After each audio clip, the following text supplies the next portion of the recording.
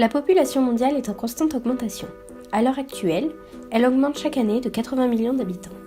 L'espérance de vie augmente notamment dans les pays du Sud, car le taux de mortalité infantile diminue. Nous sommes aujourd'hui 7 milliards d'habitants sur Terre. Selon les démographes, nous serons 9 milliards en 2050. Pour que tout le monde puisse se nourrir correctement en 2050, il faudra doubler la production agricole mondiale, voire la tripler en Afrique. Mais face à de nouvelles contraintes, les solutions qui ont permis d'augmenter la productivité de l'agriculture au XXe siècle montrent actuellement leurs limites. Le défi de demain a donc plusieurs dimensions. Il faut produire plus pour nourrir plus, en assurant pour tous un régime alimentaire équilibré et en respectant davantage l'environnement. Mais alors, comment nourrir l'humanité sans impacter la planète ? Les pays développés, c'est-à-dire l'Europe occidentale et l'Amérique du Nord, possèdent une alimentation riche et variée, telle que la viande, le lait, les œufs et diverses céréales. Cependant, ils sont en suralimentation. Le taux d'obésité est important en Europe occidentale, Royaume-Uni, Allemagne, France, Italie et en Amérique du Nord, aux États-Unis par exemple. Cependant, les pays du Sud n'ont pas la même alimentation. L'Afrique et l'Asie sont sous-alimentées. Il y a aujourd'hui dans le monde 1 milliard de personnes souffrant de sous-alimentation, soit une personne sur 7. Puisqu'il faut nourrir plus, comment augmenter la production ? L'une des solutions serait ainsi d'augmenter les rendements par unité de surface. Ce document présente la surface de sol nécessaire pour produire 1 kg de quelques aliments. Et on peut remarquer qu'il est plus rentable de produire 1 kg de riz ou de pâtes qu'1 kg de viande, car il faut seulement 1 m² contre 269 m². L'enjeu est donc d'utiliser le plus petit espace pour produire un maximum. Le progrès technique ainsi que la sélection des plantes a permis au cours des siècles une forte augmentation des rendements agricoles. Le progrès technique a toujours eu pour but d'améliorer les conditions liées à l'environnement, et dont dépend le rendement. On peut citer le travail du sol et le labour jusqu'à l'utilisation d'engrais et de pesticides. Voyons maintenant les effets d'engrais sur une plante.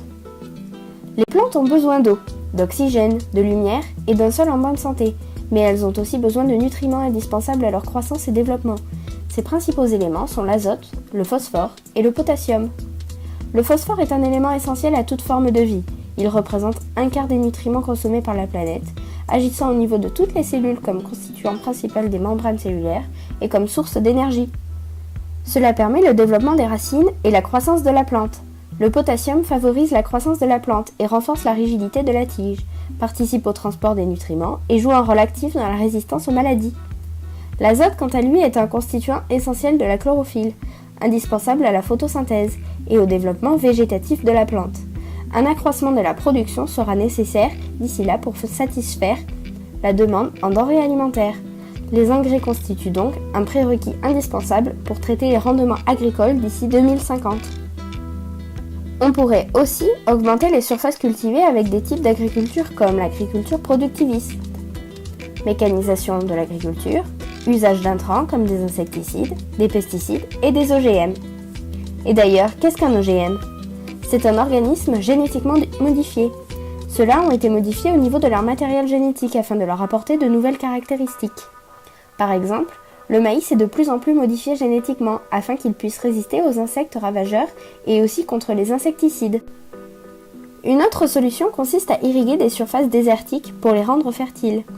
Mais dans les régions concernées, les prélèvements d'eau dépassent déjà les capacités de recharge des réserves et des pénuries sont à prévoir si les méthodes d'irrigation ne sont pas modifiées. Jusqu'à présent, la forte augmentation du rendement des productions agricoles a été obtenue grâce à l'utilisation intensive de produits phytosanitaires et d'engrais. Mais l'usage massif de ces intrants a des conséquences importantes à l'échelle mondiale. À des milliers de kilomètres de leur point d'émission, certains produits se retrouvent concentrés dans des animaux sauvages, dont certains sont susceptibles d'être mangés par l'homme. Augmenter encore l'utilisation d'intrants n'est donc pas compatible avec une gestion durable de l'environnement. Pour toutes ces raisons, on peut dire que les limites de la planète cultivable seront bientôt atteintes. Les phénomènes climatiques extrêmes comme les tempêtes et ouragans sont de plus en plus fréquents. Les températures augmentent et les précipitations sont de plus en plus irrégulières. Certaines régions connaissent une sécheresse qui rend la terre difficilement cultivable. Au contraire, d'autres régions connaissent des périodes de pluie intenses, causant des inondations et détruisant les terres cultivées. Certaines zones du globe sont inexploitables à cause du dérèglement climatique, ce qui induit l'accroissement du nombre de réfugiés climatiques. Cela migre peu à peu vers d'autres zones du globe, ce qui accentue le fait qu'il y ait une inégale répartition de la population sur Terre. L'agriculture productiviste a donc un impact sur la santé humaine, notamment par l'utilisation d'OGM, sans compter qu'elle a aussi un impact considérable sur la planète. L'utilisation d'intrants pollue énormément les sols, cela a donc des conséquences néfastes sur les nappes phréatiques et les terres. Par exemple, l'usage d'intrants en Bretagne et surtout le fait qu'il y ait du nitrate dans cela vont booster la croissance des algues vertes. Ces déchets sont ensuite déversés dans l'océan et augmentent la quantité d'algues vertes sur les plages. Ces dernières peuvent être toxiques si elles sont respirées trop longtemps. On a donc là un impact sur la planète dans un premier temps, mais aussi sur la santé humaine à plus long terme. Ensuite, la déforestation, notamment au Brésil et en Afrique centrale. L'agriculture intensive implique une importante utilisation d'eau, ce qui engendre une pénurie d'eau. En effet, l'eau douce représente 2,5% de l'eau sur Terre, le reste est de l'eau salée. Sachant que les 2/3 de l'eau douce sont glacées, il nous reste 1% d'eau douce exploitable sur toute la Terre. Il faut savoir que l'agriculture consomme 70% de cette eau douce et l'industrie 20% supplémentaire. L'eau potable se fait de plus en plus rare. Il y a aussi un épuisement de pétrole et un rejet important de CO2, notamment à cause des transports. Mais alors, quelle solution apporter à ce problème ? Cela passe par une agriculture qui consomme moins d'énergie, et d'autres énergies que le pétrole, et moins d'eau bien évidemment. Les changements viendront de nos choix de consommation et de nos comportements. Nous pouvons agir individuellement. Réduire notre consommation de viande, en effet, cela permet de diminuer la surface des cultures végétales consacrées à l'alimentation animale, et d'augmenter ainsi la production végétale destinée à l'homme.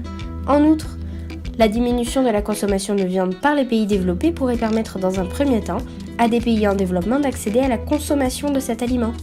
Cependant, ce n'est qu'une solution à court terme.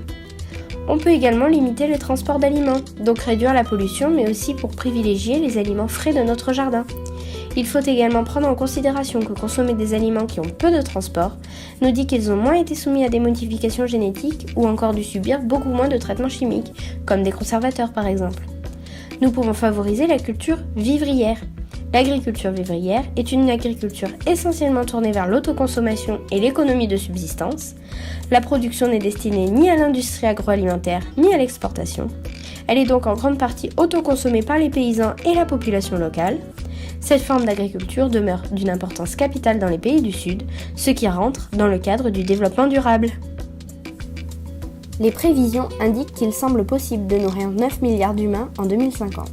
Cependant, l'inégale répartition géographique de la production alimentaire et des populations, ainsi que les conséquences de la dégradation de l'environnement, resteront des problèmes à résoudre.